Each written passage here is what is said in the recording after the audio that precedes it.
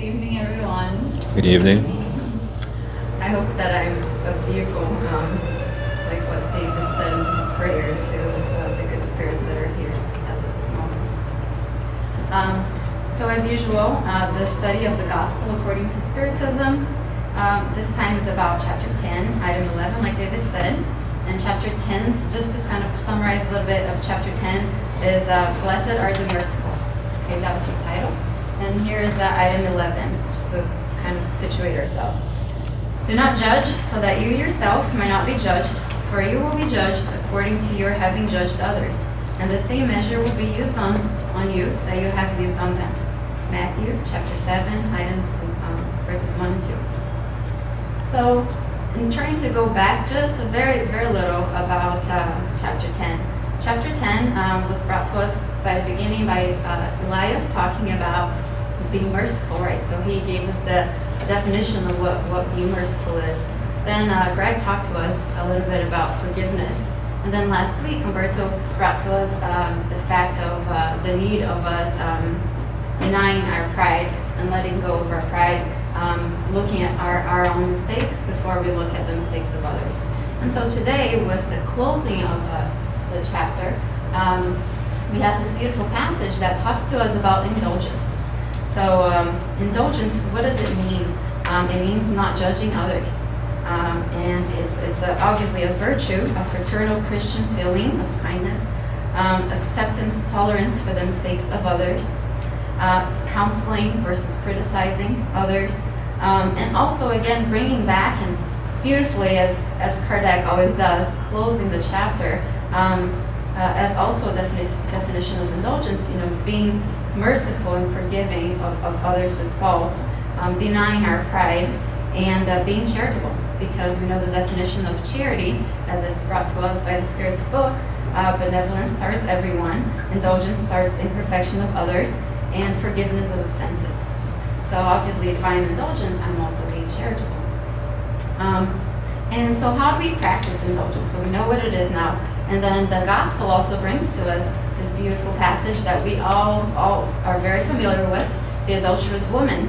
And it's actually a passage that Jesus is actually practicing what he usually teaches us. So I thought that was very beautiful too, not only through parables he teaches us, but through his actions.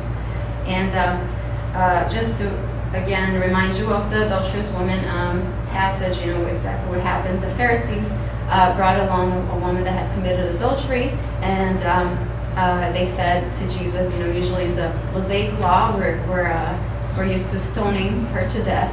What's your advice? So they were trying to test Jesus. And Jesus, for the first time, has said those very famous words that I'm sure all of us have heard of before. Let him among you who is without sin cast the first stone at her. And so, with his extremely high moral authority, you can imagine all the people started to leave as he said those words, and he was left alone with the woman. And he said, if they haven't condemned you, go, I will not condemn you either. Go and sin no more in the future. So, like I said, Jesus with his high moral authority and his actions bring to us a very good example of what being indulgent is. And so if we bring it back to our society now, our world today, let's think about ways that we can be indulgent. And in a very simple term right now, there's obviously a lot of crime happening, a lot of horrible events happening in our own backyard, right? So we have been praying a lot for a lot of things that have been happening. And if we maybe think about how can we be indulgent towards this horrible news that are given to us every day in the news, let's think about, maybe praying for the people that are making the mistakes, praying for the offenders. And I know that that's very hard and it's maybe a sensitive topic, but I believe that we can all agree that the victims also, they definitely need our prayers, our thoughts, our good energy, and the families as well. But let's think about also, and especially with the Spiritist Doctrine, knowing that we have not only this life, but also another life and previous lives before this one, and understand that obviously these people that are also committing the wrongs are also in the need of prayers and thoughts as well. So just a very little thing there for us to maybe think about.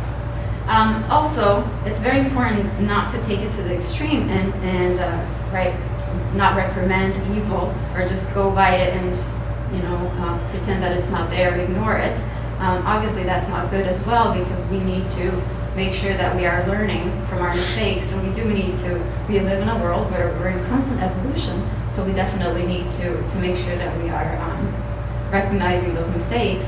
And what Jesus did tell us is that he didn't prohibit us from condemning evil, but he did say that we should, the person with that's judging, and I'll quote this from the gospel: the authority to condemn is a result of the moral authority of the one who does the condemning. So if you're judging, if you have to reprehend somebody, we have to have a high moral authority. We have to make sure that we have a high moral authority and that we're not committing those wrongs. And so just in closing, if we do have to reprehend others, like I said, we're learning from each other. We shouldn't be ignoring mistakes and evil that's happening around us, but let's make sure that we are merciful, that we reprehend others with moderation, with a useful purpose, and never with criticism or for the pleasure of it. So I will leave you guys with that, and I will just leave you with a very small challenge. I think indulgence is not a very hard thing to do. Like I said, just a prayer, a simple prayer, or a simple act of not gossiping, right, or not criticizing someone can be done. So I'll leave you with a challenge of from a week from now, right, when we come back in 7 days, let's try to at least do 5 acts of conscious indulgence. So thank you, and I hope you can do it. I hope that we can all come back and say that we were able to do it. Thank you.